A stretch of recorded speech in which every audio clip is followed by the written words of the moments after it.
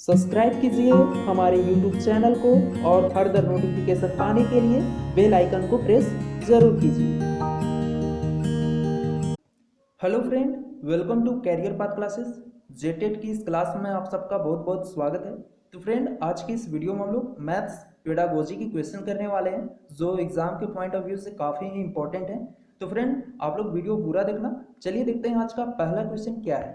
पहला क्वेश्चन है, एक शिक्षक आकार पढ़ाने के लिए ऐतिहासिक स्थानों के भ्रमण की योजना बना सकता है क्योंकि पहला ऑप्शन है क्षेत्र भ्रमण जैक द्वारा अनुशंसित किए गए हैं इसलिए यह अति आवश्यक है, या फिर सेकेंड ऑप्शन है आकार किसी भी वास्तुकला का अभिन्न हिस्सा होते हैं और इस तरह के भ्रमण सभी विषयों के आपसी संबंधों को बढ़ावा देते हैं, या फिर थर्ड ऑप्शन है उसने समय रहते अधिकांश पाठ्यक्रम पूरा कर लिया है इसलिए क्षेत्र भ्रमण आवश्यक है, या फोर्थ ऑप्शन है इनमें से कोई नहीं। तो ऑप्शन हमारा बी यहाँ पे सही होगा। आकार किसी भी वास्तुकला का अभिन्न हिस्सा होते हैं और इस तरह के भ्रमण सभी विषयों के आपसी संबंधों को बढ़ावा देते हैं। ठीक है, इसलिए एक शिक्षक आकार पढ़ाने के लिए ऐतिहासिक स्थानों के भ्रमण की योजना बना सकता है। क्लियर है? चलिए नेक्स्ट क्वेश्चन देखते हैं। नेक्स्ट क्वेश्चन है, गणित करने की युक्ति के रूप में सवाल हल करना में शामिल है। गणित गणित करने की युक्ति के रूप में सवाल हल करना डैश में शामिल है, वो बताना है।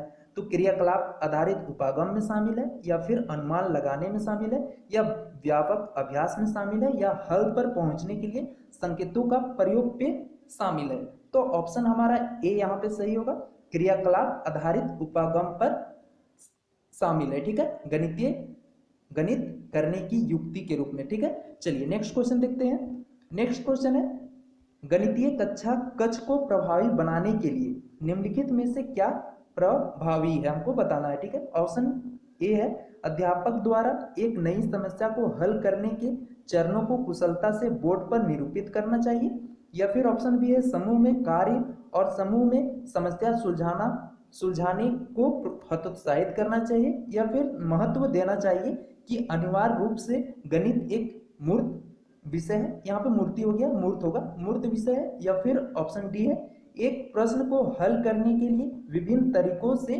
प्रोत्साहित करना चाहिए। तो ऑप्शन हमारा डी यहाँ पे सही होगा। ठीक है, गणितीय कक्षा कक्ष को प्रभावी बनाने के लिए एक प्रश्न को हल करने के लिए विभिन्न तरीकों को प्रोत्साहित करना चाहिए। क्लियर है? चलिए नेक्स्ट क्वेश्चन देखते हैं। नेक्स्ट क्वेश्चन है, गणित सभ्यता एवं संस्कृति का दर्पण है। ठीक है, गणित क्या है?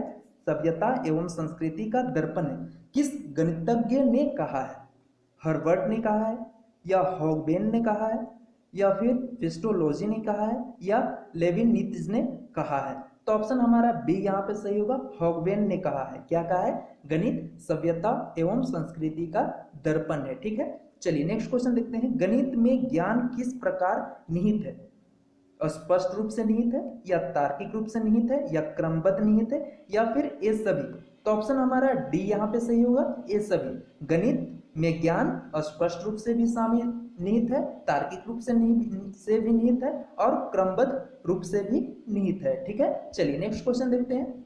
नेक्स्ट क्वेश्चन है, गणित की पाठ्यपुस्तक का आवश्यक अंग है। गणित की पाठ्यपुस्तक का आवश्यक अंग क्या क्या है, हमें बताना है। पहला है अवधारणाओं का स्पष्टीकरण, अवधारणाओं की क्रमबद्धता, या फिर अवधारणाओं को व्यवहारिक जीवन से जोड़ना, या उपयुक्त सभी? तो ऑप्शन हमारा डी यहाँ पे सही होगा।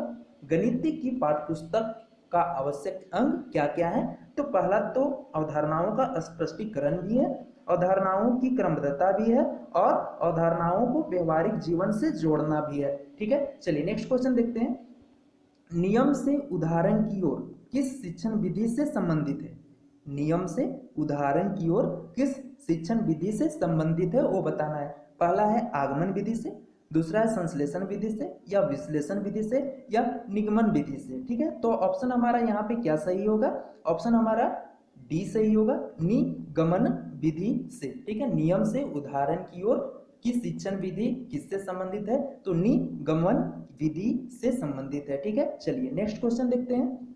नेक्स्ट क्वेश्चन है, गणितीय मूल्यांकन में कौन सा नियम शामिल होता है? गणितीय मूल्यांकन में कौन सा नियम शामिल होता है, हमें वो बताना है। पहला है उद्देश्य अधिगम, या अनुभव या मूल्यांकन या उपयुक्त सभी। तो ऑप्शन हमारा डी यहाँ पे सही होगा, उपयुक्त सभी।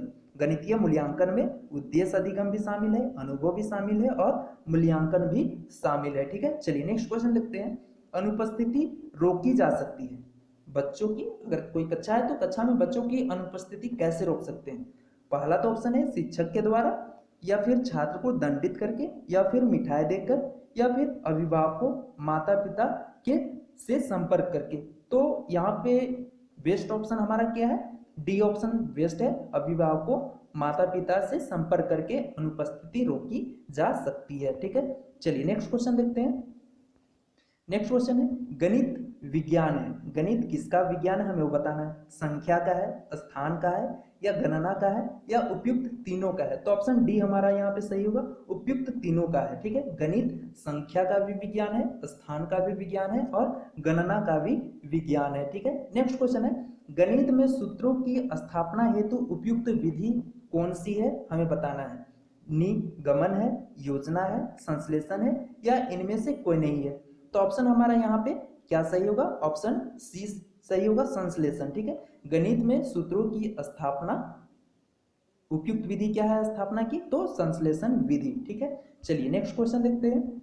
नेक्स्ट क्वेश्चन है सामान्यतः गणित सीखना कठिन है, सामान्यतः गणित सीखना कठिन क्यों है वो बताना है। इसकी प्रकृति मूलतः अमूर्त है, या फिर बच्चे इसे पढ़ना नहीं चाहते, या शिक्षण पद्धति त्रुटिपूर्ण है, या फिर गणित के अच्छे शिक्षक उपलब्ध नहीं है?